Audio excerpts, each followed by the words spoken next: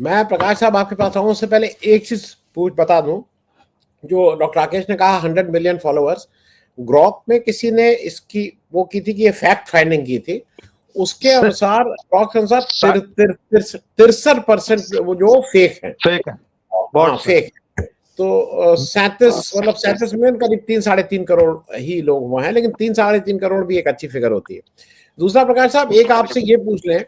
एक हमारे रूपम जी हैं भाई, उन्होंने 200 रुपया भी दे दिया है, इसलिए ये प्रश्न तो और पूछना ज्यादा जरूरी भी हो जाता है। वो ये कह रहे हैं कि आरएसएस रजिस्टर्ड है कि नहीं है।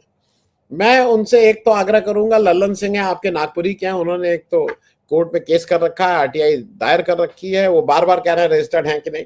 वो यही बात कह रहे हैं, उनके अनुसार रजिस्टर्ड नहीं है। वो कंफ्यूजन ये होता है कि एक आरएसएस नाम की एक संस्था को छोटी जगह पे रजिस्टर करा दिया गया है, और उसके जो कर्ता धर्ता लोग हैं उनका मेन संघ से कोई लेना देना नहीं है। तो कोई उसी तरह की बात है कि रिपब्लिक इंडिया के कहीं रजिस्टर्ड है, वो कौन लोग हैं नहीं मालूम है, ये यहां चल रहा है, ये रजिस्टर्ड नहीं है। तो आरएसएस वो एक चला रहे हैं जो रजिस्टर्ड नहीं है, लेकिन एक आरएसएस को रजिस्टर करके उसका सर्टिफिकेट लगा देते हैं कि ये रजिस्टर्ड है, ये रजिस्टर्ड है। तो इस पे एक टिप्पणी। लेकिन जरा एक चीज मैं प्रकाश भाई आपसे ये पूछ लूं कि ये कहीं ऐसा तो नहीं हो रहा है कि चित भी मेरी पट भी मेरी, कि अब लोगों के मानस में मोदी नहीं तो योगी, योगी नहीं तो गडकरी, मतलब विपक्ष का स्पेस भी धीरे धीरे धीरे धीरे खत्म कर दिया जा रहा है।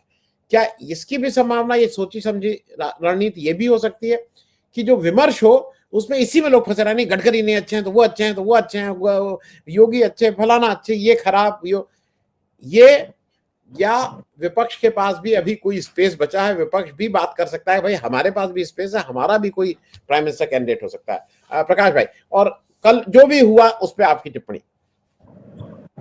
नहीं, देखिए, मूल रूप से आनंद भाई बात ऐसी है, जिस चीज का आपने जिक्र किया कि वो आरएसएस जो संस्था है नागपुर में, देखिए उन लोगों को बहुत मैं अच्छी तरह से जानता हूं। मूल रूप से आरएसएस जो है राष्ट्रीय स्वयंसेवक संघ, जो जिसके अध्यक्ष अभी भागवत जी है हमारे, वो रजिस्टर्ड नहीं है, कहीं पे भी रजिस्टर्ड नहीं। ये कंफर्म आपको बताता हूँ क्योंकि मैं नागपुर से ही ताल्लुक रखता हूँ। और इसीलिए आरएसएस नाम की एक दूसरी संस्था, दलित लोगों ने, उसके काफी जो लोग हैं वो सारे दलित समाज से है, ओबीसी से है, तो उन्होंने रजिस्टर करवाए। हालांकि वो रजिस्टर हो नहीं रही थी, तो उन्होंने उनको चैलेंज किया कि भाई क्यों नहीं करते हो, बताओ, तुम ये तो नाम की कोई संस्था है नहीं। तो फिर उनको रजिस्ट्रेशन उसका देना पड़ा, और वो रजिस्टर्ड संस्था है। लेकिन उसका, वो आरएसएस के संस्था का, हालांकि उसके जो ये भी है, वो मेरे ऑफिस में कई बार आते रहते हैं, बोलते रहते हैं, उनके जो कुछ आधिकारिक पत्रक वगैरह रहते हैं वो मुझे देते रहते हैं और बताते रहते हैं, और उनके जो कुछ कार्यक्रम वगैरह होते रहते हैं तो उसके बारे में इंफॉर्मेशन देते रहते हैं वो लोग। तो एक तो ये विषय हो गया। दूसरी बात में ये ऐसा है कि जिस चीज का आपने उल्लेख किया कि भाई क्या बोलते हैं उसको, अमित शाह बोलो या इनकी जो अभी चल रही है ठन, बातें ऐसी है कि अभी फिलहाल के अंदर तो नितिन गडकरी ने पूरे, क्या बोलते हैं उसको, मैदान में आने का बिल्कुल तय कर लिया है। ऐसा एकंदरित उनके आजकल जो भी क्या बोलते हैं उसके स्टेटमेंट्स हो रहे हैं, जिस तरीके से वो बातें कर रहे हैं, उससे ये बात बिल्कुल क्लियर हो रही है कि संघ ने उनको मैदान में उतारने का कंफर्म किया है। क्योंकि संघ के सपोर्ट के सिवा नितिन गडकरी ये नहीं करेंगे, और नितिन गडकरी का उस तरीके से कोई यानी इमेज भी नहीं है। लेकिन जो बात बोलते हैं वो पक्की बोलते हैं, क्योंकि उनका ये जो, जैसे कहने का मतलब, कोई चीज का सिर्फ फेंकना है वगैरह, ये वो उनका स्वभाव नहीं है। और अगर ऐसी बात होती है तो मुझे ऐसा लगता है कि बीजेपी में से सबसे ज्यादा सपोर्ट नितिन गडकरी, ये एक नाम को ही मिल सकता है। यानी नंबर एक, फर्स्ट, यानी मोदी के बाद में कौन, तो नितिन गडकरी के जिस तरीके से शरद पवार जी के सारे लोगों के साथ में संबंध है, उसी तरीके से नितिन गडकरी जी के सारे लोगों से संबंध है। और मैं नहीं समझता हूं कि उनके नाम के ऊपर किसी की असहमति बनेगी या कुछ, यानी कुछ लोग छोड़ दीजिए, हो सकता है कि कोई फील्डिंग लगेगा भी, उसका सवाल नहीं है, लेकिन नितिन गडकरी एक चेहरा हो सकता है, एक विषय। दूसरी बात है, जिसकी बातें आपने करी थी कि एक तो मैं भी आपको और सारे मुस्लिम भाइयों को हमारे ईद मुबारक दे दो इस मौके के ऊपर। मुझे एक बात आपके ध्यान पे लाके देना ये जरूरी है। देखिए, पिछले 3 दिनों से सारे काम हमारे बंद है, हमारी फैक्ट्रियों में, हमारे जितने भी बाकी के कंस्ट्रक्शन के काम है ये सारे बंद है। क्यों बंद है? क्योंकि ईद चल रही है। और मैं आपको बता दूं कि ट्रक खाली करना है, भरना है, हमारा कंस्ट्रक्शन का काम है या जो भी कोई टेक्निकल काम है, इंजीनियरिंग का काम है, ये करने वाले सारे जो लोग हैं ये मुस्लिम ही है 90%। और हम उन्हीं से काम करवाना पसंद करते हैं क्योंकि वो लोगों के वर्क क्वालिटी का, उनके समय का, वो कभी काम की चोरी नहीं करते। उनको ये यानी सिखाया गया है कि चोरी नहीं करना। तो वो उनको ये भी बोला गया है कि काम की चोरी करना वो ये भी पाप है। बातें कैसी है मालूम है क्या? कि जिसका आपने बोला था कि देखिए आज देश के अंदर की जो हालत है वो इतनी विषैली, जिसको एक शब्द बोलूंगा मैं उसको, विषैली कभी नहीं थी जितनी अभी हो गई है। और ये लोग चाहते हैं कि कुछ ना कुछ करके कुरापत करें। अभी आने वाले दिनों के अंदर इनको कुरापत करने के लिए एक चीज मिल गई है, उसका नाम है ये औरंगजेब की कब्र जो है वो खुदाई उसकी चलना चालू है महाराष्ट्र में।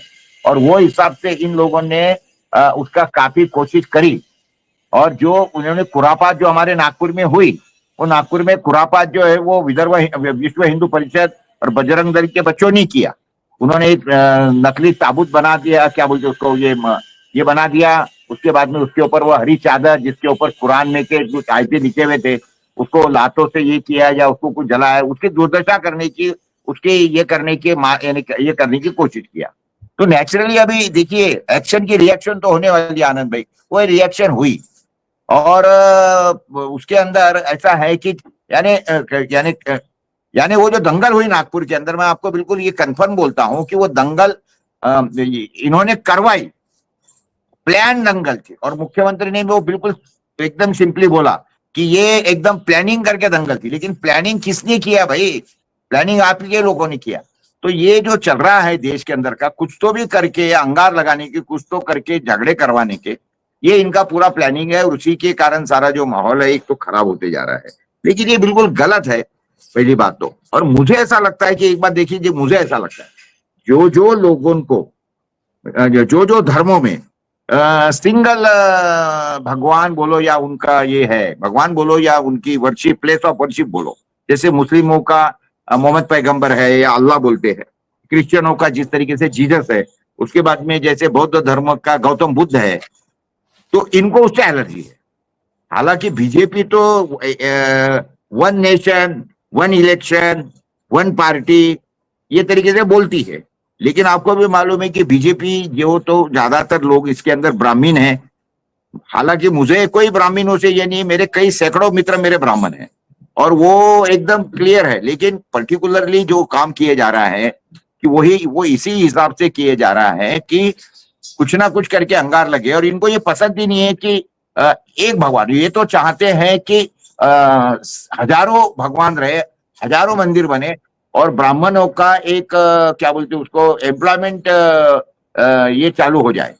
तो हिसाब से सारी बातें चल रही है, गलत है सारी की सारी चीजें।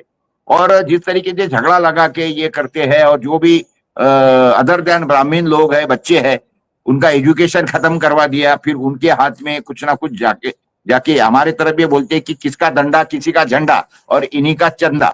तो वो हिसाब से सारी बातें जो देश के अंदर चल रही है बहुत ही गलत तरीके से चल रही है। कुणाल कामरा के भी प्रकरण आपको मालूम है, महाराष्ट्र से इन्होंने किया। और जिस तरीके से 2 महीने पहले, डेढ़ महीने पहले करीबी वो सारी स्टोरी वो यूट्यूब पर क्या आई। हालांकि उसी शो के अंदर उन्होंने तो 3-4 लोग, यानी अमित शाह को भी उन्होंने लिया अरे हाथों, उसके बाद में मोदी को भी लिया, निर्मला सीतारमण को भी लिया, कई थे। लेकिन वो शिंदे को भी लिया। अच्छा शिंदे, इन्होंने क्या किया, ये होशियार बहुत लोग हैं, एक बात समझो। ये जो मेहमान रहता है ना, मेहमान के हाथ से, मेहमान के काठी से सांप मारने का काम करते हैं। हमारे मराठी में बोलते पाहुण्याच्या काठीनी सांप मारने, यानी मेहमान की काठी से सांप। तो शिंदे के वो छोकरे चले गए और बदनाम शिंदे को करवा दिया। हालांकि इनका जो इरादा है वो था कि भाई तुम मोदी के ऊपर बोल रहे हो, इसके ऊपर बोल रहे हो, तो हिसाब से ये सारी चीजें इनकी चल रही है ये हिसाब से। और ये बुलडोजर का भी आपने जिक्र किया, तो अभी बुलडोजर तो हमारे महाराष्ट्र में भी चल रहा ना। देखिए नागपुर के अंदर वो बच्चों ने किया, इन्होंने जाके कोई शहीद नाम का लड़का है, उसका घर ऑफिशियल था भाई, कुछ नहीं है, लेकिन उसका घर तोड़ दिया, उसके परिवार को रास्ते पे ला लिया। जबकि कोर्ट ने उसको मना करे भी ये सारी बातें मत करो करके, लेकिन उसके बावजूद भी ये किए, क्योंकि अभी ये सब कुछ तो चाहते हैं कि कुछ ना कुछ करके ये झगड़े फसाद हो जाए, क्योंकि ये हालांकि कैसा है कि महाराष्ट्र की सत्ता जो है ये कभी भी जा सकती है, क्योंकि ये जो 70 लाख वोट बढ़ा है, उसके बाद में ये जो राजीव अपने राहुल गांधी ने जो डेटा मंगवाया है और जिस तरीके से सारी बातें ओपन हो रही है, तो इससे ये बात तो बिल्कुल पक्की है। और कोर्ट ने तो अभी बोल दिया है कि भाई आप इनको डेटा देना चाहिए आपने इनको। तो अभी ये सब बाहर जब सारी बातें आ जाएंगी तो ये हो सकता है कि री इलेक्शन का भी कोर्ट ये करवा सकता है। इनको तो लगता है कि ये हमारी सत्ता कोई ना कोई कारण से चल ही रहे, और लोग और हर 8 दिन में नई नौटंकी निकालते। पिछले 4-5 दिनों से इतने, यानी 4-5 महीनों से जब से सत्ता में बैठे, हर हफ्ते में नया कुछ तो भी कांड निकालने का, लोगों का दायना उधर हटाने का। ये हमारा जो अभी ये फाइनेंशियल बजट हुआ महाराष्ट्र का, उसके अंदर इन्होंने बोला था इलेक्शन मैनिफेस्टो के अंदर कि हम किसानों का ऋण माफी करवा देंगे, उसका एक शब्द नहीं किया और पूरा बजट फालतू चीजों के ऊपर गमा दिया वो। उसके बाद में 27 तारीख को हमारे जो फाइनेंस मिनिस्टर है अजीत पवार, उन्होंने क्लियर बोला कि कोई मिलने वाला नहीं है आपको ऋण माफी, तो इमीडिएटली पैसा भरो। 3 दिन 27 तारीख को बोला, 3 दिन में 45 किसानों ने सुसाइड कर दी। 3 दिन में ये परिस्थिति है। अभी विदर्भ के 11 जिलों में 45 किसानों ने आत्महत्या कर दी, क्योंकि वो हताश हो गए कि ये ऋण माफी नहीं होने वाली है। तो ये सारी बातें बड़ी पेनफुल है हमारे महाराष्ट्र में रिजर्व में चलने वाली। जी आनंद जी।